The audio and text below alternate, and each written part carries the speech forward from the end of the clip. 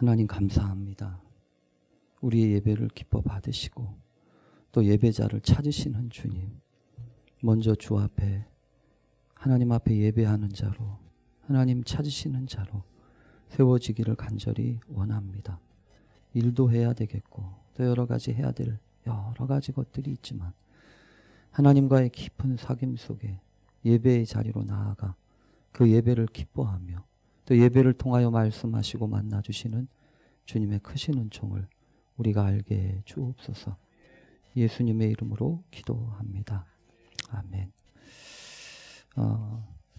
그냥 말씀을 나누다 보니까 광고가 제가 못했어요. 내일부터 내일 10시, 11시 반부터 우리 교회에서 우리 종로지방에 한 8개 교회가 연합해서 아동부, 초등부 연합 수련회를 합니다. 여름 성경학교인데 얼마나 잘 준비하는지 몰라요. 여러분들 위해서 기도해 주시고 또 교회마다 돌아가면서 식사를 준비하는데 벌써 한 100명 정도 아이들 식사를 준비하다 보니까 오늘도 내일 아침인가 내일 점심에 해명교회가 벌써 음식을 갖다 놨더라고요. 아마 그래서 이것저것 아마 이제 손볼 것도 있고 또 돌볼 것도 있는데 시간이 되시는 분들은 좀 오셔서 이것저것 참 같이 돌봐주시면 좋겠습니다. 우리 8월 달에는 금요 기도회가 또 토요 전도가 쉽니다. 저희가 전체적으로 모여서 하진 않지만 개별적으로 기도하는 거는 언제든지 오셔서 하도 되니까 여러분들이 기억하시고 함께 시간 잘 준비하셔서 쉬었다가 하면 어려운데 어렵지 않도록 잘 준비하시기 바랍니다. 오늘 말씀은 믿음과 징계라는 제목입니다. 우리가 수요일마다 믿음에 대해서 쭉 살펴보고 또 우리도 하나님 믿음으로 살기를 원합니다. 그렇게 간절히 간구하고 있습니다. 이 믿음으로 산다라고 하는 것은 그 어떤 것보다도 중요한 문제입니다. 교회를 다니느냐 안 다니느냐의 문제가 아닙니다.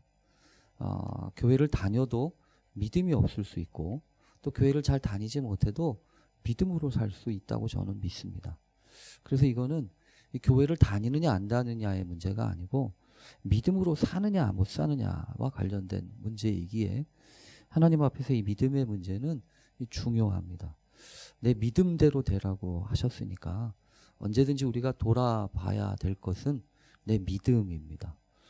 내 믿음을 돌아봐야 되지 다른 걸 돌아볼 필요가 없어요. 교회가 어떻다는 둥 또 사람이 어떻다는 둥 그게 문제가 아니고 언제나 돌아봐야 될 것은 내 믿음입니다. 그래서 내 믿음을 돌아보고 내 믿음 안에서 하나님이 내게 말씀하시는 것이 무엇인지 그걸 생각하고 또 그것을 채워가는 것, 그것이 우리의 자세가 되어야 합니다. 그동안 이 11장에서 믿음으로 산 사람들, 믿음으로 아무개는 이렇게 쭉 이야기해왔던 믿음의 사례들을 살펴보고 그리고 이어서 이 12장에서 경주하는 믿음에 대하여 우리가 살펴봤습니다. 그런데 오늘은 이제 경주하는 믿음에 이어서 두 번째로 싸우는 믿음. 그래서 여기 보면 죄와 싸우되 아직 피 흘리기까지는 대항하지 않았다라고 하는 면에서 사실은 오늘 말씀을 이 전투하는 믿음 이렇게 좀 설명하고 싶었어요. 근데 오늘 전체적으로 큰 틀을 보니까 이 싸우는 믿음보다도 더 크게 많이 이제 설명하고 계속 성경에서 쭉 나오고 있는 게 징계라고 하는 거더라고요. 여러분 징계가 무엇입니까? 어떤 걸 징계라고 합니까? 이 징계라고 하는 것은 사전적으로는 이렇게 되어 있더라고요. 잘못이나 허물 따위를 나무라서 이 벌을 내리거나 제재하를 가한다라고 하는 것. 그래서 어떤 공직에 있는 사람들에게 어떤 의무에 대해서 위반하고 또 국가기관이 이런 것들을 감찰해서 내리는 행정적인 어떤 제재라고 하는 것이 이게 이 징계입니다. 그래서 파면이나 해임이나 또 정직이나 감봉이나 이 견책 같은 이런 5가지 종류의 이런 처분이 이런 징계와 관련된 것들이 있습니다. 사실은 이 교회도 이런 징계라고 하는 이 권징이라고 하는 또 어떻게 보면 치리라고 하는 기능이 있어요. 그래서 교회 이 성경에도 보면 이 신앙을 이렇게 권면하고 이렇게 전도만 하는 것이 아니라 본인들의 신앙을 하나님 앞에서 잘 격려하도록 이렇게 징계하고 치리하는 기능들이 이게 약화돼서는 안 되거든요. 근데 그런 기능들이 여러분 요즘에 어떻게 생각되세요? 교회 안에 그런 기능이 잘 있습니까? 우리가 안타까워하는 것 중에 한 가지가 뭐냐면 교회가 자기 스스로를 자정 능력이나 이런 것들이 없다는 거예요. 그래서 뭐 좋은 게 좋은 거지. 교회는요 그렇게 넘어갈 수 있는 게 참 많습니다. 은혜라고 하는 말 자체가 그런 거 아니에요? 은혜라고 하는 말이 그냥 된 것도 아닌 것처럼 아닌 것도 된 것처럼 이렇게 해서 넘어가게 되어지는 그 중요한 말 같은 것이 은혜입니다. 그런데 성경을 잘 보면 이 은혜가 은혜되게 하기 위해서는 분명하게 필요한 것들이 있어요. 그리고 오늘 본문에서는 이제 그런 것들 중에 일부분과 관련된 것을 징계라고 하는 표현으로 설명하고 있습니다. 이 징계라고 하는 것은 꾸지람이죠. 일종의 꾸지람이기도 하고 일종의 책망이기도 하죠. 요즘에는 뭐 칭찬은 고래도 춤추게 한다라고 하는 말이 유명해진 것처럼 될 수 있으면 이렇게 꾸지람하고 이렇게 책망하는 것보다는 좀 권면해주고 이렇게 잘한다 해가지고 격려해줘서 뭔가를 하는 것이 이게 큰 흐름이에요. 그래서 뭔가를 이렇게 책망하고 징계한다는 것은 요즘에 감히 생각할 수 없을 만큼. 그래서 요즘 이 교권을 상징하는 어떤 학교 안에서도요, 사실은 이게 체벌이라든지 이런 거가 거의 못하잖아요. 우리 문장로님도 교단에 계신데 문장로님 이렇게 체벌 같은 거 잘 하세요? 한지 오래됐대. 하려고 하면 요즘엔 이렇게 막 들이댄다면서요. 뭐 이걸 들이대서 뭐 학생 인권 조례 뭐 이런 것 때문에 교회는 그런 교인 인권 조례는 없는데 사실은 교인 인권 조례 같은 건 없는데 언제부터인지 모르지만 이 교회가 이 교회의 영권이라든지 어떤 이런 것들이 상당히 약해졌어요. 그래서 이 교회에서는요 그런 걸 거의 상상할 수 없을 만큼.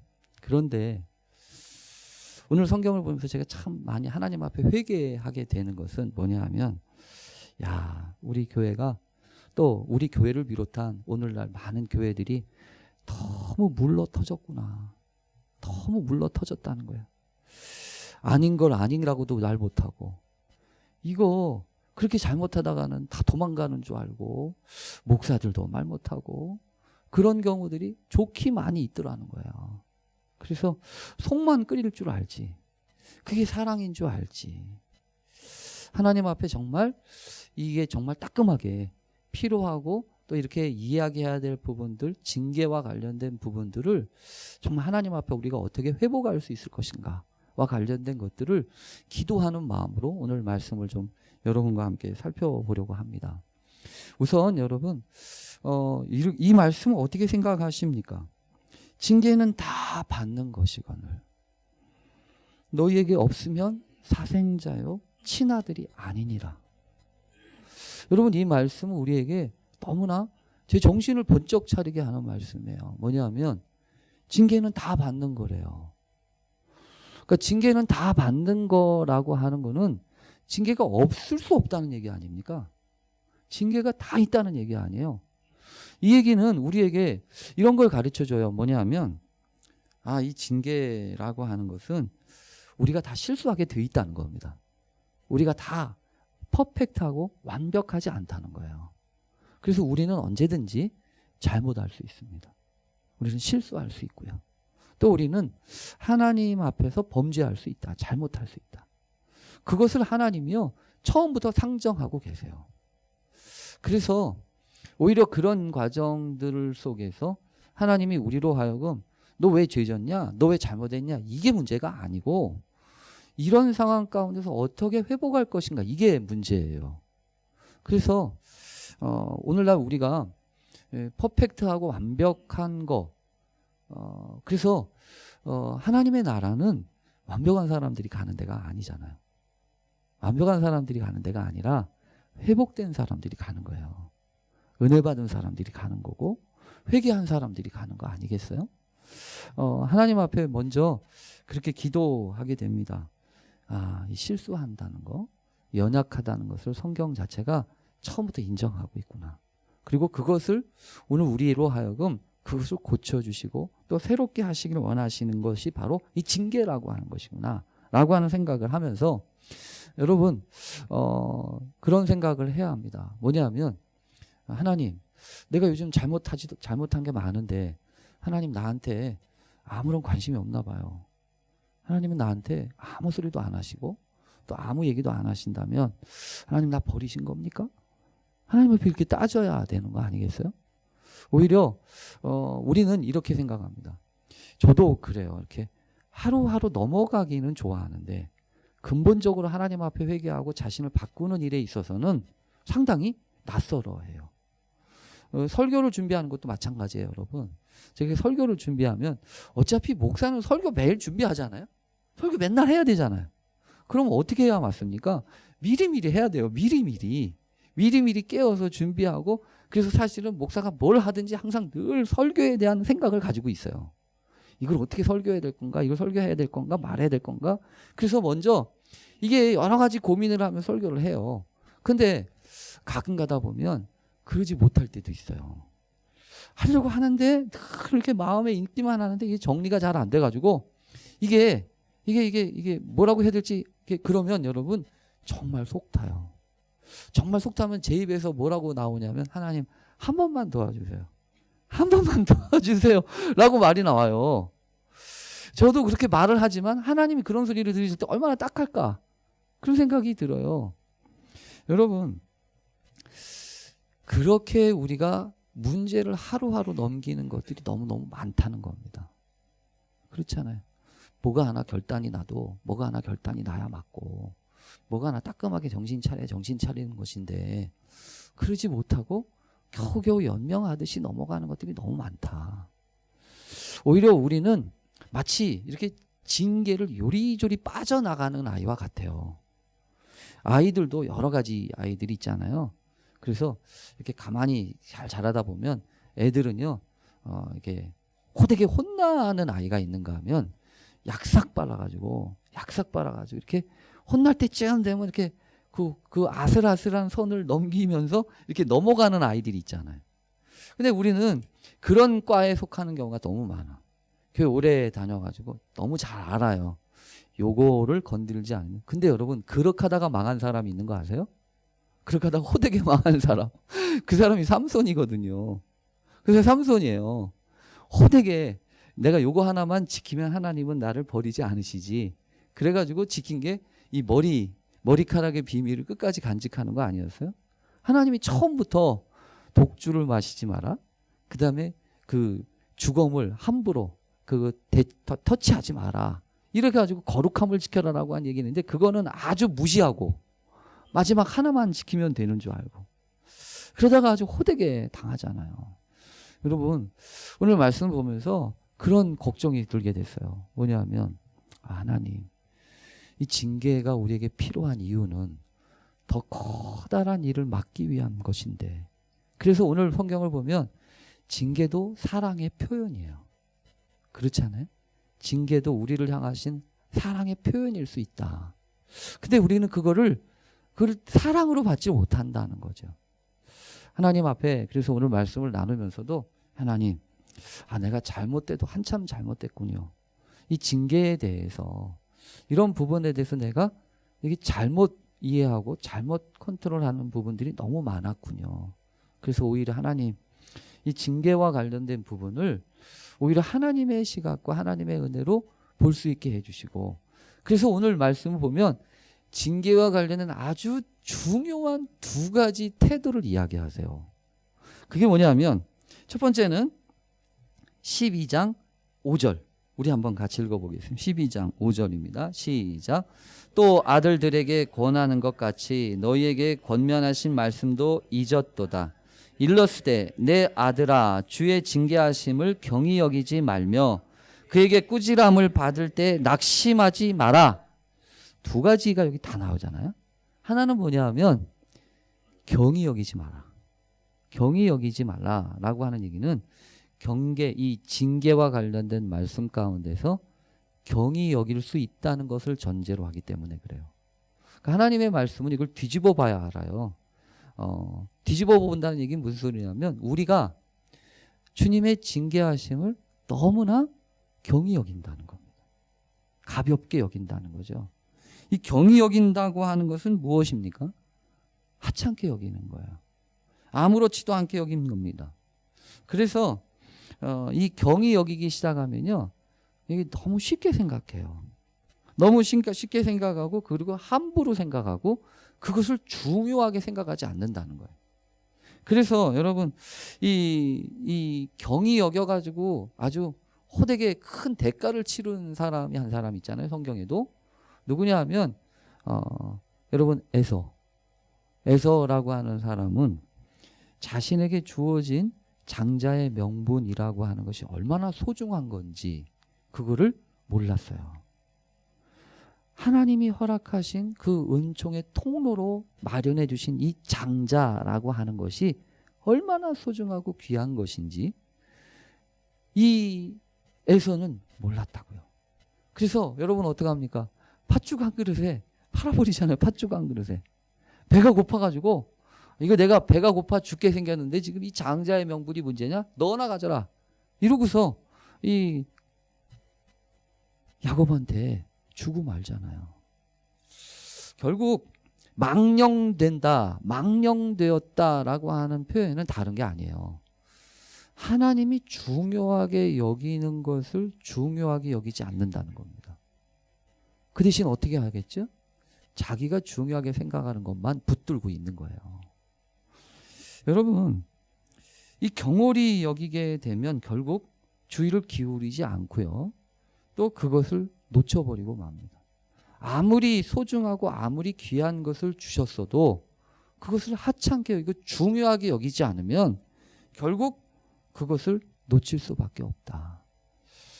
그래서 여러분 우리가 우리에게 주시는 말씀들을 우리에게 깨우치고 우리에게 허락하시는 것들을 우리는 주의 깊게 들어야 합니다. 예를 들어서 야, 내가 오늘 너무 힘들어. 내가 오늘 너무 중요한 일이 있어서 너희를 좀 깨워서 기도해다오. 그러면서 주님이 기도해달라고 얘기하시잖아요. 그런데 이 제자들이요 그런 얘기를 듣는데도 이게 뭔지 몰라요. 그래서 자잖아요. 이 제자들은 물론 육신이 약하니까 잔 거예요. 근데 주님이 오셔가지고 깨우면서 야, 1시간도 깨어 있을 수 없냐? 시험에 들지 않게 깨어 있어 기도해라. 주님이 그렇게까지 이야기하시는데도 이 제자들은요 그거를 허투루 들어요. 그러니까 경히 여긴다고 하는 거는요 잘 안 듣는다는 겁니다. 경히 여기는 사람들의 특징은 뭐냐 하면 안 들어요. 말을 안 듣는다고. 말을. 왜 말을 안 들을까요? 왜 말을 안 들어요? 여러분 왜 그렇게 생각합니까? 자녀들 생각해 보세요. 요즘 저희 맨날 우리 얘기했다고 여러분들 우리 아들한테 딸한테 가서 얘기하시면 안 돼요. 저희 집 막내가 요즘에 이가 컸다고 엄마 말을 안 들어요. 엄마 말을 안 들어요. 엄마가 해주는 말이 참 피가 되고 살이 되는데 엄마 말을 안 들어요. 엄마 말을 안 들고 약 먹어라 그러면 내가 이거 안 먹으면 뭐 어떻게 돼? 그러면서 막 툭툭 하는 말들이 저 녀석이 저게 호되게 한번 혼내야 되나. 이제 벼르고 있거든요. 제가 벼르고 있어요. 근데 잘 보니까 이제 이러니까 안 들리는 거예요. 뭐냐면 내가 다 할 수 있는데 왜 나한테 뭐라고 그러냐는 거예요. 그렇지 않아요? 자기가 큰 거야. 자기가 크고 자기 마음대로 할 수 있다고 생각하면 안 들어요. 안 듣는다고. 충분히 자기가 할 수 있다는 거야. 근데 여러분 알잖아요. 사람이 하루아침에 바뀝니까? 하루아침에 안 바뀌잖아요. 그래서 집사람도 이제 오죽했으면 포기하든지 아니면 내팽개치든지 너 한번 호되게 당해봐. 이렇게 얘기하잖아요. 그러니까 우리가 이 경히 여긴다라고 하는 것도 그런 것 같아요. 근데 거꾸로 여러분 생각해 보세요. 하나님의 징계를 정말로 중요하게 생각했던 사람들이 있어요. 예를 들면 다윗과 같은 사람들. 다윗과 같은 사람들은요. 하나님의 말씀과 하나님의 징계와 관련된 것들을 철저하게 받습니다. 그래서 여러분 아시는 것처럼 이 우리아의 아내 밧세바를 취했다가 하나님이 징계하시잖아요. 그래서 그가 낳은 첫 번째 아들을 치시잖아요. 여러분 그리고 또 보면 그때 이 밧세바를 쳐가지고 어떻게 보면 밧세바의 아들을 쳐서 죽게 만들었을 때도 이 다윗이요 하나님 앞에 눈물을 쏙 빼가면서 그때 배워요. 뭘 배우냐면 내가 쓸데없는 거에 마음 쓰지 말고 하나님 기뻐하시는 일에 내가 마음 써야지. 그래서 어쩌면은 정말 야박하게 보일 정도로 죽기 전까지 아주 금식하고 하나님 앞에 눈물 뿌려 기도하다가 그래서 이 부하들이 신하들이 걱정할 만큼 야 우리 저 임금이 저 아들이 죽었다는 얘기 들었으면 이제 큰일 나겠다라고 생각할 정도로. 그러나 여러분 아시는 것처럼 아들이 죽었냐? 그러면 옷 가져와. 옷도 갈아입고 밥 가져와. 밥도 먹잖아요. 그러면서 지금 이게 다윗이 지금 이 징계라고 하는 거에 대해서 뼈저리게 경험하는 거예요. 다윗을 특징지어서 여러분 이 징계라고 하는 걸 가지고 한번 보세요. 다윗의 징계는 또 있어요. 여러분 그 밧세바와 정을 통하고 그 잘못한 것이 그 죄의 싹이 그 우리아의 아들 우리아를 죽게 만든 것 그것뿐만이 아니라 여러분 결국 압살롬이 반역하잖아요. 그 아들이 칼을 들이대잖아요. 칼을 들이대고서 이 왕궁을 점령할 때도 그때도 보면 다윗이요 그걸 징계라고 생각해요. 누가 뭐라고 하지 않았어요. 그런데 그걸 징계라고 생각한다고. 그래서 압살롬하고 싸우지 않고 그냥 빠져요. 피난해요. 도망간다고. 도망가는데 여러분 시므의 아들이 달려와가지고 엄청나게 욕하잖아요. 그런데 스루야의 아들이 가만두지 않아. 내가 들어도 저건 가만두면 안 돼. 그래서 이 임금님 가만히 계십시오. 내가 저놈 가가지고 죽은 개만도 못한 저놈을 내가 가만두에 한 칼에 내가 해결하겠습니다. 라고 얘기하잖아요. 그때 여러분 다윗이 뭐라고 합니까? 가만둬라. 가만두래요. 그건 뭐냐면 지금 징계를 받는 거예요. 자신에게 주어져 있는 징계와 관련된 것들을 통해서 여러분 그래서 징계라고 하는 것은 엄청난 하나님의 은혜일 수 있습니다. 뭐냐면 틀어진 것을 바로잡는 거예요. 어긋난 것을 이렇게 회복하는 그런 일이라고요. 그래서 이 징계라고 하는 것은 정말로 내가 어떤 징계와 관련된 부분에서 내가 어떤 태도를 갖느냐 하는 건 상당히 중요합니다. 정반대로 사울과 같은 사람은요. 하나님이 징계하시는 것을 허투루 들어요. 하나님의 말씀을 허투루 듣는다고. 그래서 아말렉 다 진멸하고 와. 근데 아말렉을 다 죽이는 것 같았는데 좋은 건 다 가져오잖아요. 왜 가져왔어요? 라고 얘기하니까 자기가 잘못했다고 안 해요? 항상 이유와 핑계를 대요.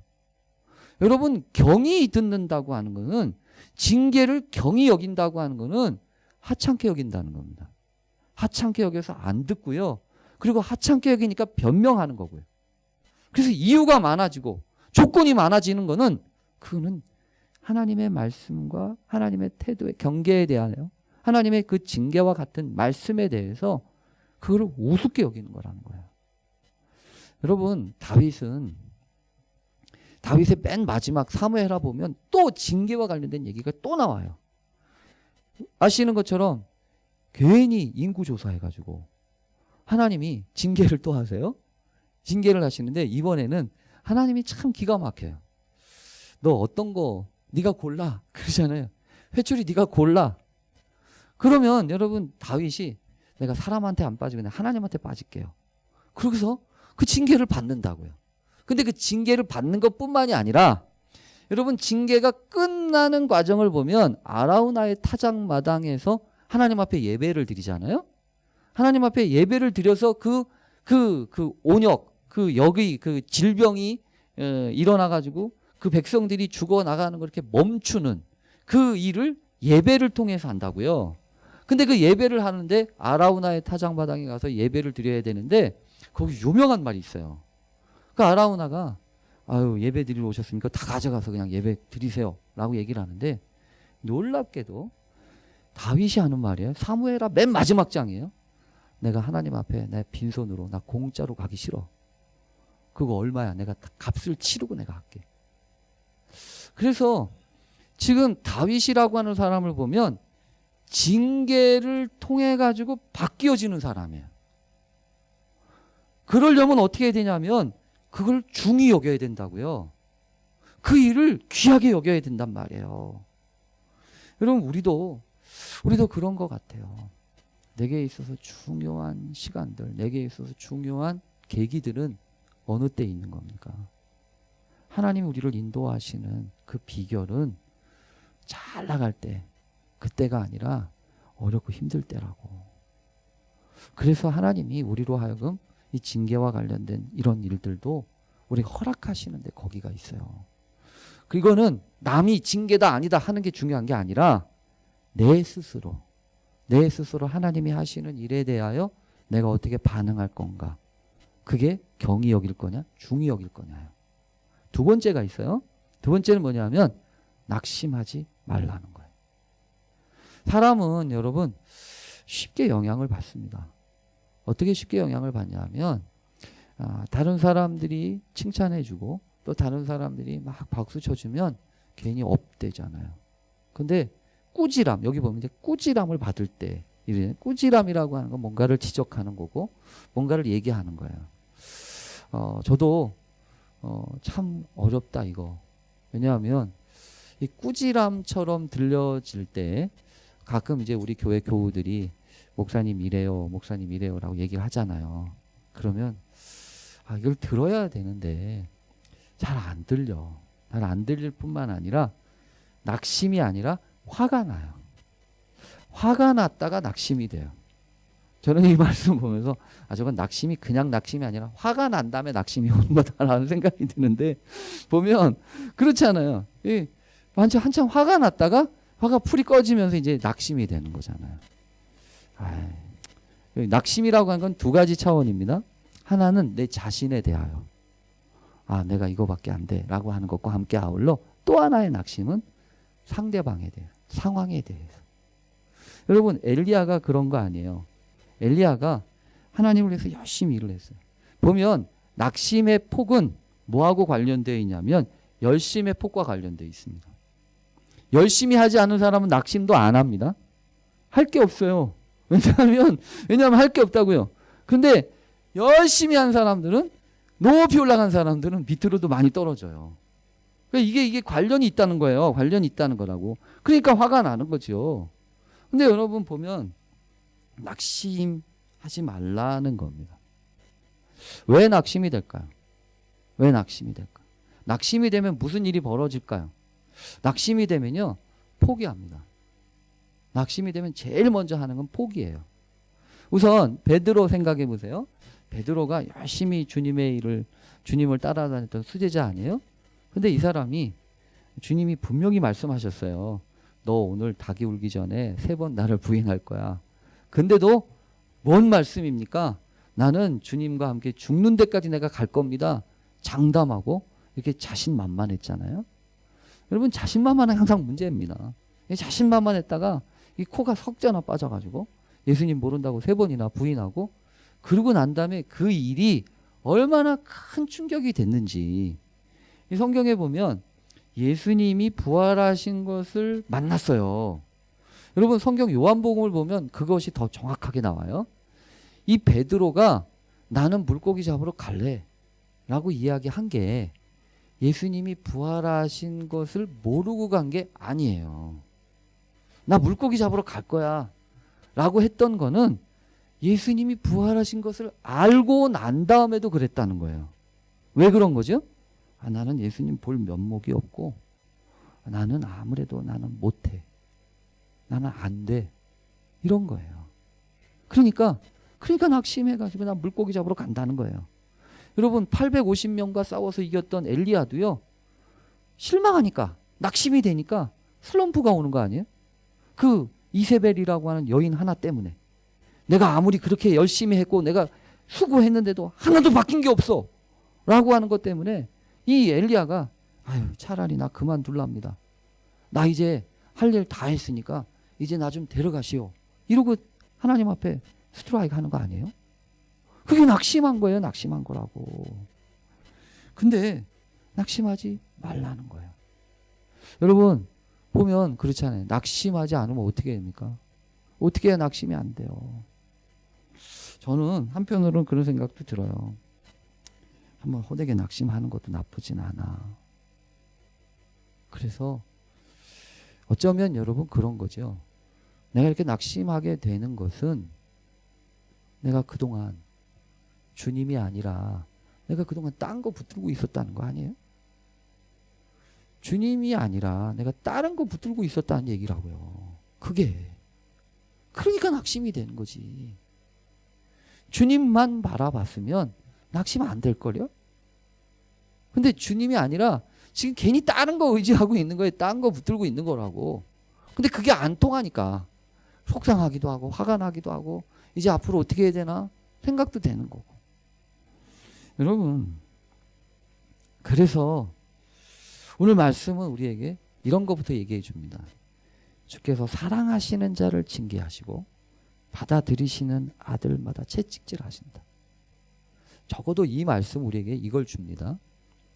징계가 있다면 또 때로는 신앙에 있어서 슬럼프도 있고 낙심이 된다면 그건 틀림없는 길이다.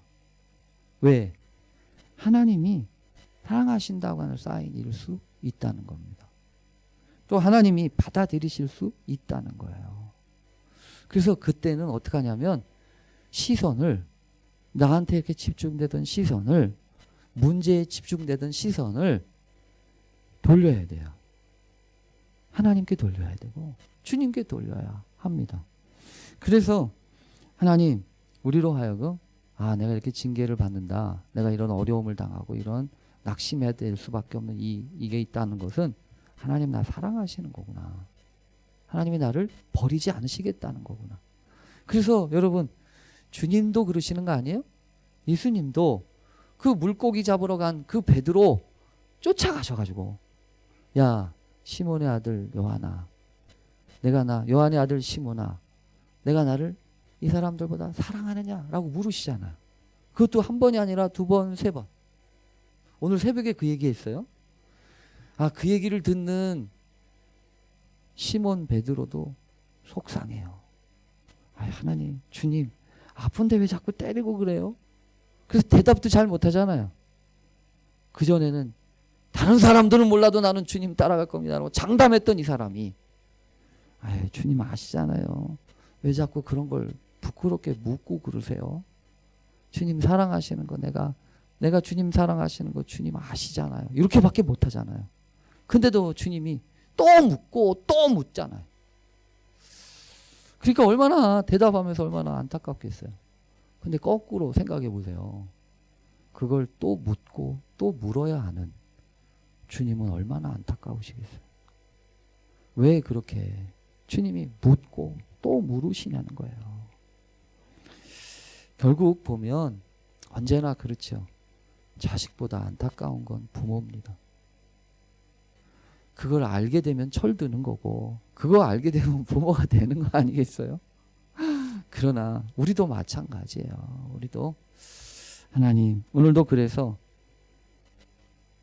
하나님이 아들과 같이 너희를 대우하신다. 그래서 오늘 말씀을 보면서 하나님 우리에게 있는 여러 가지 어려움과 또 이런저런 시련 속에서 어려움 당하지 않게 해주세요. 그리고 주님의 마음을 알게 해주세요.